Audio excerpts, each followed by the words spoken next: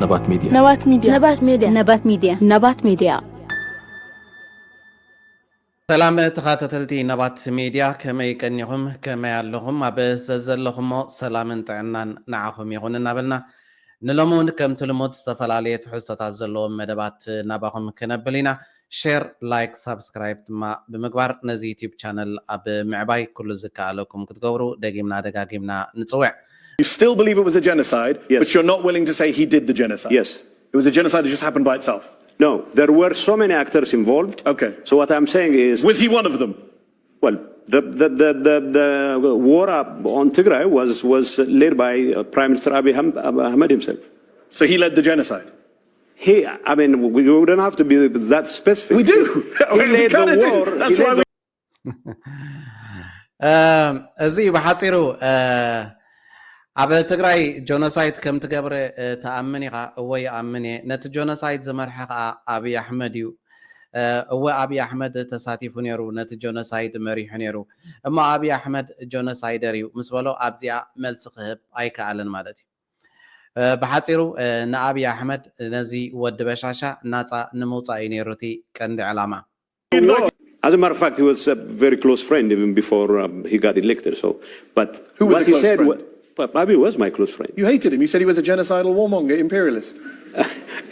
Yeah, but we had friends. You had. That doesn't change the fact that we're friends.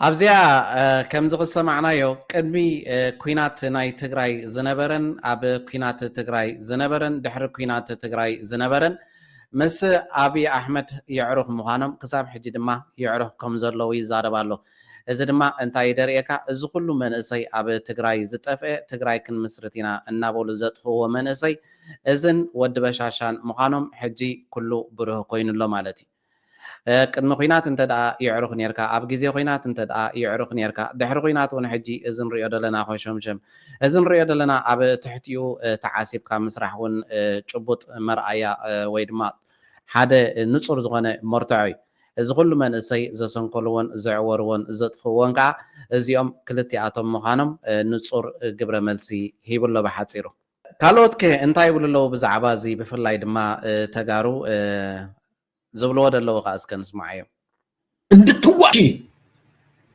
እርግጠኛ ነኝ አልጀዚራ ላይ ተናገር ያለ አብይ ሊያዋርድ እንድትዋረድ አብይ ይጫወትበታል ይጫወት አንድ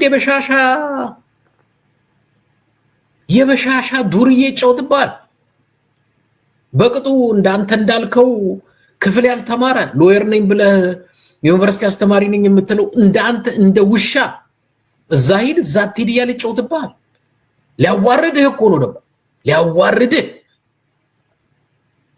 መዲ ሐሰን ጋር እንዴት ትመጣለህ አልጀዚራ ሄድ ቱ ሄድ መዲ ሐሰን አንተን አይደለም ሌላ ስንቱን አይደል እንዴ እንትን የሚልልህ እንዳንተ የተሸጠ ሰው እኔ እንደ كم كلبي يتصاوتل كازلو كم كلبي يتصاوتل كادلو انت كتقبريها نابال جزيره خيت كقلمه تيق غيركا ازود بشاشا نريو دلنا كم زنا غبره نبوملهم اب تግራይ እቲ ኣብ ዝሓለፈ እዋናት ጆኖሳይድ ተፈጺሙና በሉ ባዕሎም ኣብ ማሕበራዊ ሚድያ ወጽዮም ደዛረቡ ዝነበሩ ባዕሎም ድማ ሕጂ ንዑ ምስክር ይኾንወሎ ማለት እዩ ስለዚ በዘመን ጽርዚ ኩሎም ዞም ሓለፍቲ ናይ ትግራይ መራሕቲ ሰራዊት ይኾኑ ከም በዓል ዚኦም ብኸብዶም ተዓሲቦም ዘለው ጌታቸው ረዳውን ድሕሪና ብምልኦም ምስክርነቶም ሂቦምሉ ማለት እዩ ነዚ ወዲ በሻሻ ኣብ ትግራይ ጆኖሳይድ ከም ዘይተፈጸመ ሞርትዖታት ሂቦምሉ እሱ ከዓ ብመደቢው ናብ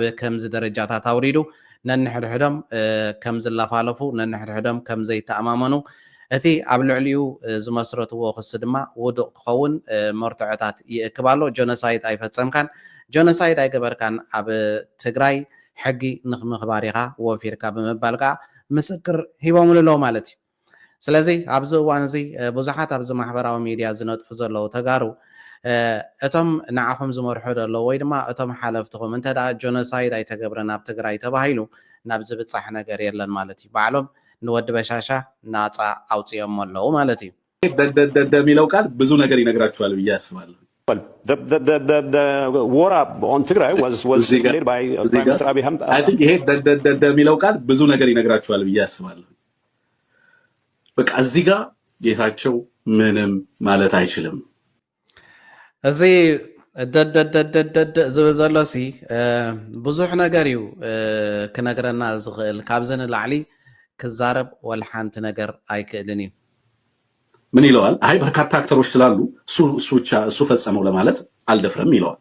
ከዛ እሺ ከበርካታ አክተሮቹ አብይ አንዱ ነው ይለዋል መልሶ። እሺ በርካታ አሉ እንበል፣ እሺ አብይ ግን አንዱ ነው ሲለው ደደደደደደ ሚለው እዛ ጋር ነው። ሓቂ እዩ። ጀኖሳይድ ኣብ ትግራይ እንድሕር ተፈፂሙ ኢልካ ተኣምን እንድሕር ደኣ ኮንካ ኣብይ ኣሕመድ ከዓ ነቲ ጀኖሳይድ ዝመርሕ እንተ ደኣ ነይሩ ጀኖሳይደር እዩ ማለት እዩ ኣብይ ኣሕመድ ምስ በሎ እዩ ኣብዚኣ ኢታ ዘረባ ወታእታ ዝበለ ኣብዚኣ ኢታ ታእታእታእታ ኢሉ መልሲ ንክደሊ ገለ ካልኢታት ዝወሰደላ ማለት እዩ። So what is this ደደደደደ? እኔ የማይገባኝ ነገር ምንድን ነው? ጌታቸው ማንን ነው ማትረፍ የፈለገው? ቢቀርስ ወይ ደግሞ ፖለቲካውን እርግፍ አድርጎ መተው ነው። ንመን እዩ ከድሕን ደልዩ? ነዚ ከምዚ ኢሉ ክዛረብ ከሎሲ ንመን እዩ ከድሕን ደልዩ? ብሓፂሩ ጌታቸው ረዳ ፖለቲካ ክገድፎ ጥራይ እዩ ዘለዎ፣ ካብ ፖለቲካ ዓለም ክወፅእ ጥራይ እዩ ዘለዎ። ሓቂ እዩ ብክብረት እዩ ክወፅእ ነይርዎ። ኣብ ከምዚ ዓይነት ሕስረት፣ ኣብ ከምዚ ዓይነት ውርደት፣ ናብ ከምዚ ዓይነት ደረጃ ክወርድ ብጣዕሚ ብዙሓት ደገፍቱ ዘይተፀበይዎ እዩ ነይሩ። ስታሊን ገብረስላሴ ዝፀሓፈ እውን ንርኢ ብዚ ማሕበራዊ ሚድያ ከምዚ ንሪኦ ዘለና ስታሊን ገብረስላሴ ዛራ ሚድያ ኣይ ዋዝ ኢን ዘ ሂት ኦፍ ዘ ዋር ኢልኩም ኣሎ ኣማኻሪ ኣብይ ኣሕመድ ዝኾነ ጌታቸው ጆኖሳይደር እዩ ኢለ መቐለ ኮይነ ዝተዛረብክዎ ዋላ ናይ ሕጊ ሰብ ንኹን በቲ ውግእ ሙቆት እየ ተዛሪበዮ ኢሉ ኣሎ። ጆኖሳይድ ተፈፂሙ እዩ ነቲ ውግእ ዝመርሖ ድማ ቀዳማይ ሚኒስተር ኣብይ ኣሕመድ ኢሉ ነገር ግን ኣብይ ኣሕመድ ፈፃሚ እቲ ተግባር ወይ ድማ ጆኖሳይድ እዩ ክብል ከቢድዎ ሙሉእ ቃለ መሕተት ሓሙስ ክሓልፍ እዩ። እቲ ዋና ነገር እንኳዕ ዓለም ፈለጦ ጆኖሳይድ ኣይተፈፀመን ኢሉ ጉድ እንተዝገብር ዶ እንታይ ክበሃል ነይሩ እዩ? ጌታቸው ኩለን ፖለቲካ ትግራይ ዝሓንሸሸን ኮነ ኢሉ ብፍላጥ ኮይኑ ተሰሚዕኒ ጻድቃን ሸዊድዎ ኣብይ ሓቢልዎ እናበልኩ ውሽጠይ ክእምን ይፅዕር ነይረ። እቲ ዝገርም ደገፍቱ ሕጂ እውን ንጌታቸው ክከላኸሉ ዝኸድዎ ዘለዉ ርሕቀት እዩ። ብሓቂ መሳኪን መሕደሪ ዘይብሎም ኦርፋንስ እዮም።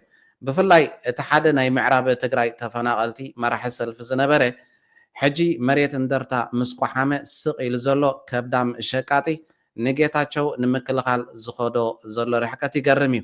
ምምሕዳር መቐለ እዘን መሬት ምለስወን ትግራይ ሓንቲያ ካልእ ትግራይ ኣላቶም ድያ ኮይና ኣዲስ ኣበባ ኮ ናይ ካልኦት እያ ብምባል ስታሊን ገብረስላሴ እውን ግብረ መልሲ ሂብሎ።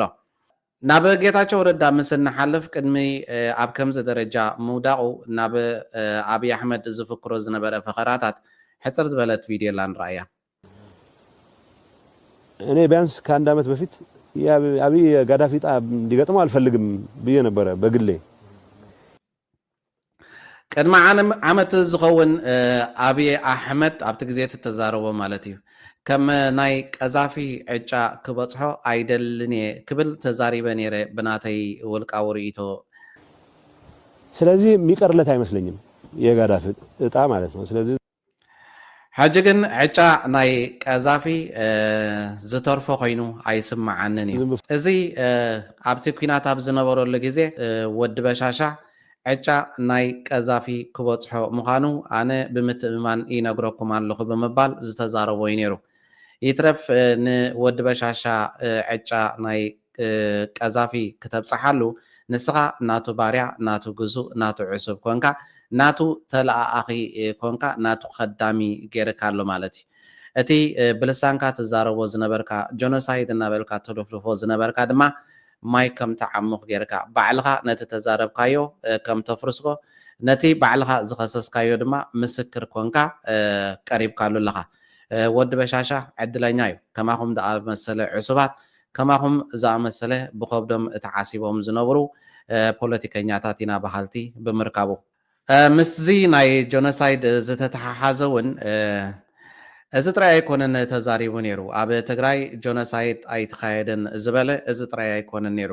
بمولهم مبزحتهم اتهم نسراويت زمرحو زلون زنبورن زتزاربويون قال كابتي تمالي زتزاربو حالفتي ناي تقراي ناي سراويت كاهن رينا تنجي سو بايزو يزي كان مليون بلا إلا كلا أسرجع له تنك له لما سرر يعني تشخشخنا اللي مالك ما يدلم جونوسايد فتصم بالله مالك ما يدلم أمرار وحشرسينا أمرار لممكات سلطان لمياز يما يسرى نقر إلا أزي دكتور دبرتين زتزاربيو أزي 1 مليون هاليغنا 1 مليون صنيتنا تجفجفنا زبهال زلو سلطان نمدلاي زغبر زلو يمبر كومو عينت حدغا اي وردنان انابله اب حدا غاطامي زتزاربوي از زربا زتزاربوها بعالزي عصبات ጌታቸው ረዳውን اب زحلف اوانات اب تግራይ جونوسايد تفصيمو بمبال اب محبراوي ميديا قريبوم كزارو مسمع از تبلو دلو حاسوتيو سلطان دليوم ايوم كمز زبلو زلو بمبال زتزاربوي سوتراي معسكوينو جنرال مغبيون تزاريون يربح حدا غاطامي በዚህ መጠን ደግሞ መልሰን እንሰራዋለን ማለት ይቻላል። ትልቁ ጉዳት ተገድሏል። ይሄ ተደፍራለች። ይሄ አይነት የሃይማኖት ተቋም ይሄ ትምህርት ቤት ይሄ ያ ቁጥር ነው። ይሄ እዚ መራሕቲ ሃይማኖት ተደፊሮም ደቂ ኣንስትዮ ተዓሚፀን ከምዚ ህልቂት ኣብ ትግራይ ተፈፂሙ ዝበሃል ዘሎ ብምሉኡ ቁፅሪ ጥራዩ ነቲ ጆኖሳይድ ንምባል ንክትዕመልናዩ ብምባል እውን ባዕሉ ዚ ጀነራል እዚ እውን ግብረ መልሲ ሂቡ ነይሩ። ኦኬ እሱ ለእንትን ሊጠቅም ይችላል። ያን ያህል ዳመጅ ደርሶ በዚህ መጠን ደግሞ መልሰን እንሰራዋለን ማለት ይቻላል። ትልቁ ጉዳት ተገድሏል። ይሄ ተደፍራለች። ድበሻሻ ብጣዕሚ ዕድለኛ እዩ።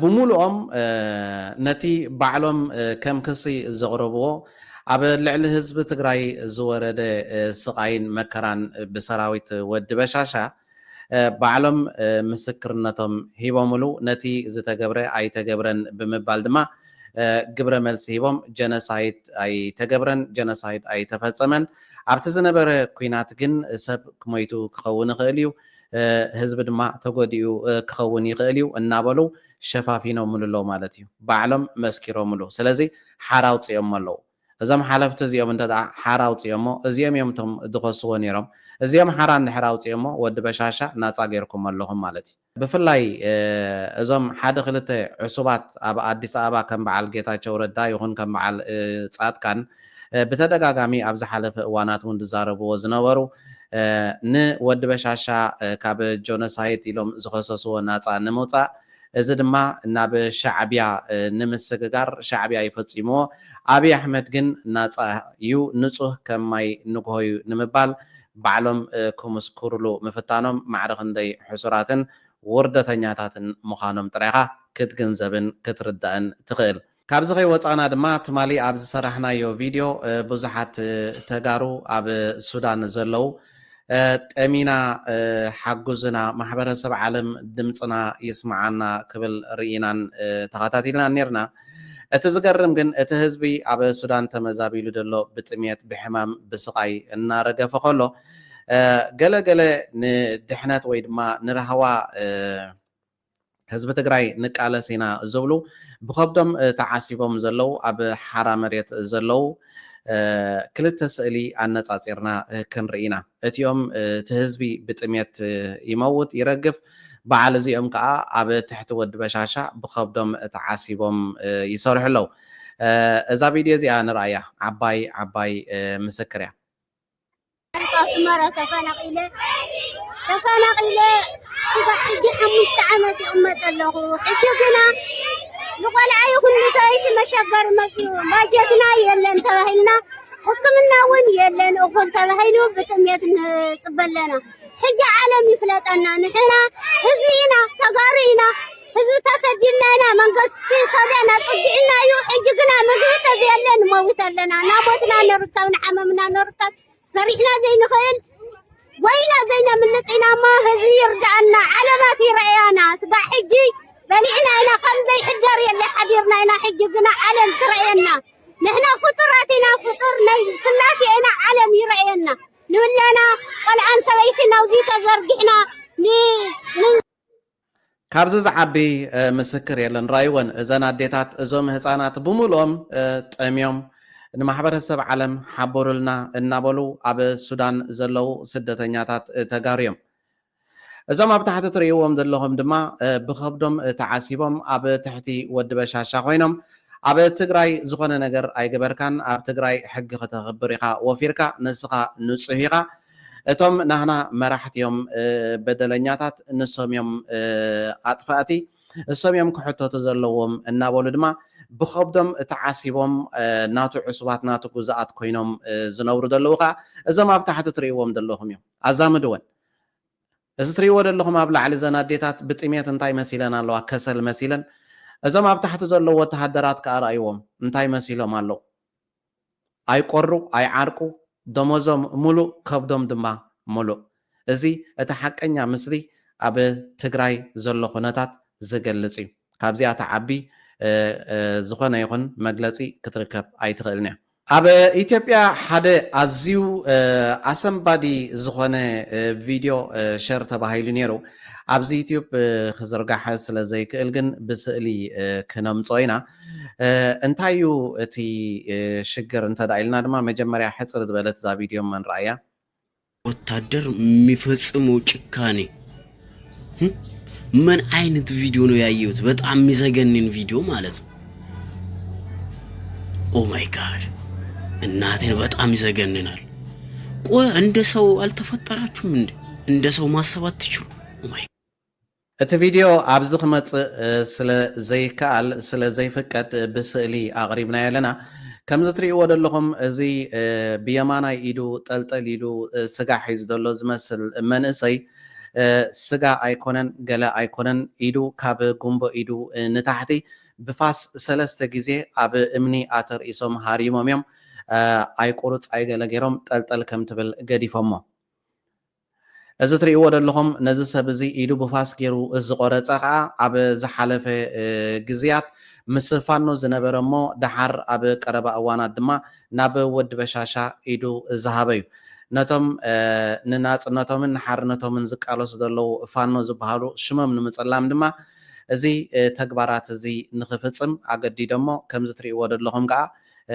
ኣብዚ ማሕበራዊ ሚድያ ሸር ከም ዝበሃል ገይሮሞ ኣዝዩ ኣዝዩ ኣዝዩ ንኽትሪኦ ዘስካሕክሕ ፍፃመይ ማለት እዩ እዚዩ ኣብ ኢትዮጵያ ደሎ እዚኦም ንገዛእ ህዝቦም ከምዚ ገይሮም ዝጨፍጨፉ እዚኦም ንገዛእ ህዝቦም ከምዚ ገይሮም ዘሳቀዩ ንዘይ ብፅሖም ጓና ወይ ድማ ጎረቤት እንታይ ዓይነት ግፍዒ የውርድሉ እንታይ ዓይነት መከራ የውርድሉ ንምርድኡ ዘሸግር ኣይኮነን ስለዚ እታ ኢትዮጵያ ንበሃል ዘላ ሃገር እዚኣ ሰብ ብህይወቱ ከሎ ብገመድ ዝስቀለላ ሰብ ብህይወቱ ከሎ ክፋል ኣካላቱ ድማ ብፋስ ገይሩ ዝቁረፀላ ሃገር እያ ዘላ ኮሸምሸም ዲፕሎማሲ ናይ ስርዓት ወዲ በሻሻ ሓቢርና ንከታተል ግብረ መልሲ ናይ ክቡር ፕሬዚደንት ኢሳያስ ኣፈወርቂ ከዓ ኣስዒብና ክንርኢና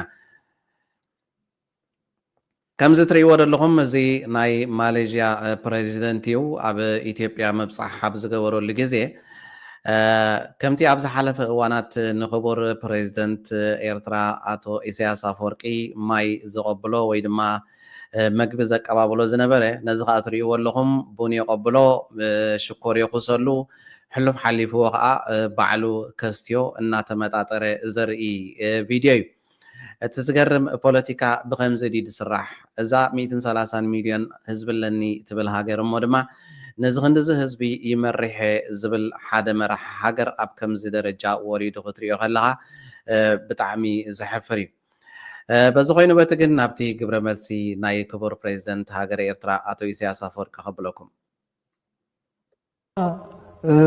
ፍሽኽ እናበልካ በጋጣሚታት ኣብ ድግስ ተራኺብካ ሰላም ስለተባሃልካ ስእሊ ስለዝወሰድካ ኣይኮነን ተሰሓይካ ስእሊ ወሲድካ ተኸይድ ኣብ መወዳእታ ተቐሺሽካ ፋሽን እናኾነ ዝኸይድ ዘሎ ከዓ ትሕሱ ትቕሽሽ ዓብ ዲፕሎማሲ ዝመስል ሸጠፍ ዳርጋ ዓብ ጥበብ ይኮይኑ ዘሎ ዲፕሎማሲ ይብለካ ዲፕሎማሲ ይኮነን ዝሓሶት እዩ ምድላል እዩ ምሽጣፍ እዩ